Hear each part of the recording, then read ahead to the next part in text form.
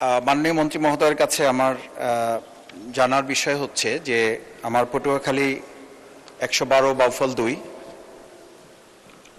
দুর্যোগ ব্যবস্থাপনা মন্ত্রণালয়ের অধীনে যে সমস্ত কার্যক্রমগুলো পরিচালিত হয় এখানে আজকে যে বিষয় উত্থাপন করা হয়েছে তার পাশাপাশি আমি বিশেষভাবে একটু জানতে চাই যে আমাদের স্কুল সংলগ্ন যে সাইক্লোন সেন্টারগুলো হয় আমার বাউফল লোহালিয়া এবং তেঁতুলিয়া নদী বেষ্টিত একটি এলাকা ১৫টি ইউনিয়নের মধ্যে একটা ইউনিয়ন চন্দ্রদ্বীপ শুধুমাত্র নদীর উপরে গজিয়ে ওঠা একটা ইউনিয়ন সেখানে পরিকল্পনার মধ্যে এটি আছে কিনা যে স্কুল কেন্দ্রিক যে সাইক্লোন সেন্টার সেখানে বন্যা বা এখন যে মৌসুম চলতেছে হাজার হাজার মানুষ যখন বন্যায় ক্ষতিগ্রস্ত হয় যে সাইক্লোন সেন্টারগুলো আছে সেখানে মাননীয় স্পিকার তাদের সংকুলান হয় না।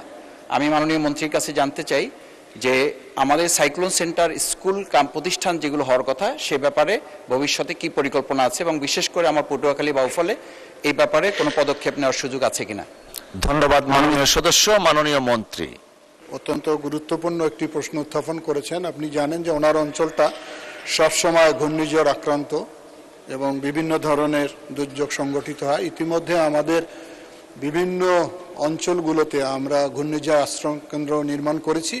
এ প্রকল্পটা চলমান রয়েছে। ওনার ওখানে যদি আরও চাহিদা থাকে উনি যদি আমাকে একটা ডিও লেটার দেয় আমি এটা অন্তর্ভুক্ত করার চেষ্টা করব।